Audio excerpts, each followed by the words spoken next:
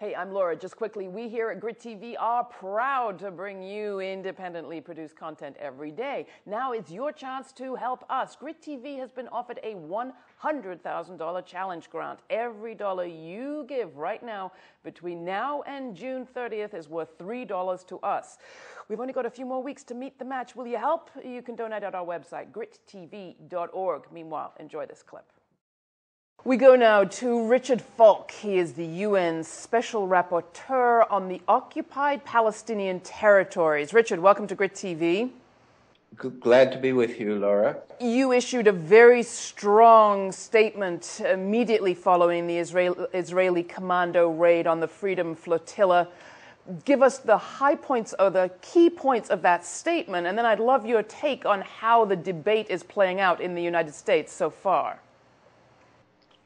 My statement probably wasn't strong enough, in my view. This was an unprovoked act of aggression by Israel on the high seas, outside any kind of sovereign area that Israel had any right to use its military force.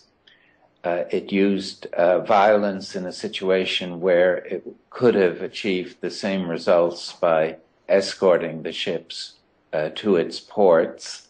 These were unarmed individuals on this peace convoy heading for Gaza to provide needed humanitarian assistance in a setting where the people of Gaza had been subject to an unlawful blockade that had gone on for almost 3 years and violated Article 33 of the Fourth Geneva Convention, which unconditionally prohibits collective punishment. So this was a clear instance of an unlawful act that had no practical justification and involved alienating not only world public opinion and the UN, but also Israel's closest ally in the region, Turkey. You saw at the United Nations a parade as soon as Monday's Security Council session of world leaders calling at this moment not only for an investigation into what happened, but for an end to the blockade. The U.S. demurred from that, did not participate in that call for the end to the blockade. Their argument is humanitarian aid can get through. In your role as UN Special Rapporteur to the occupied Palestinian territories, what do you know of the ability of Gazans right now to get the food and water and building supplies and medical aid that they need?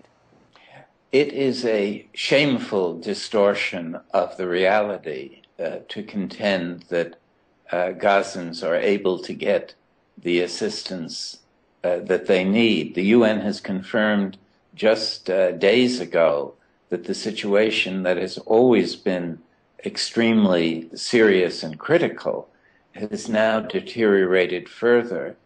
And the head of UN relief operations in Gaza, John Ging, called upon the UN itself to begin defying the blockade and delivering humanitarian assistance.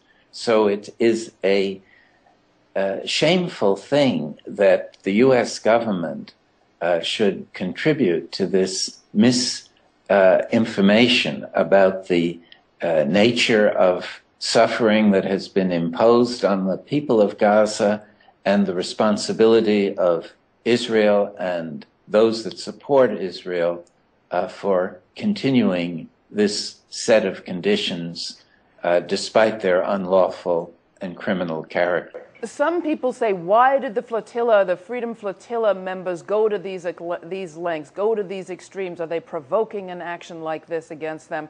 They answer, many of them, every other avenue has been tried.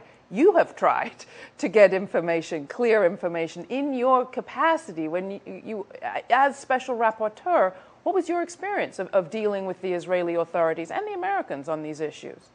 Well, it was consistent with what the peace convoy people have been saying, namely that Israel has no respect for its obligations as member of the UN. It's supposed to cooperate with me as the special rapporteur. Instead, they detained me in a prison and then expelled me and haven't allowed me to enter, which is in violation of their obligations to cooperate with the UN in their discharge of official functions. Much more seriously, they haven't upheld their Geneva Convention obligations as the occupying power in relation to especially Gaza, but also the West Bank and East Jerusalem. So it's a very consistent pattern, and one that our government has unfortunately reinforced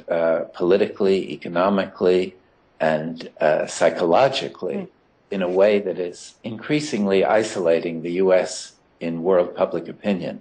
Richard Falk, the rest of the world uses with some regularity the term collective punishment to describe what's happened to the people of Gaza and the occupied territories.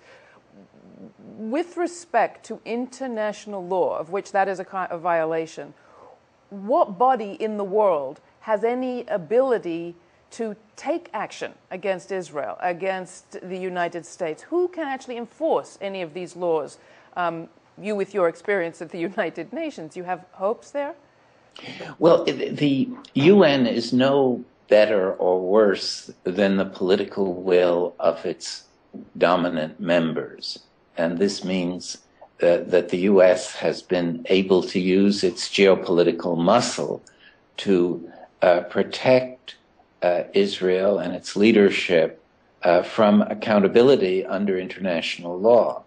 It's an unfortunate aspect of the way in which the world is organized. You think anything is changing? I think it's changing in civil society, including even here in the United States. I think there is a increasing appreciation of the Palestinian suffering and of the degree to which Israel has acted as an agent of criminal policies with respect to the Palestinians. I think that is changing, and it's leading to this expanding boycott, divestment, and sanctions movement that is beginning to resemble the anti-apartheid campaign that was so effective against South Africa in the late 1980s. So this could turn one more part of that tide. Richard Falk, thank you so much for joining us. We'll stay in touch with you. Great. Good talking. There's more information and links to Richard Falk's articles and statements on these subjects at our website, grittv.org.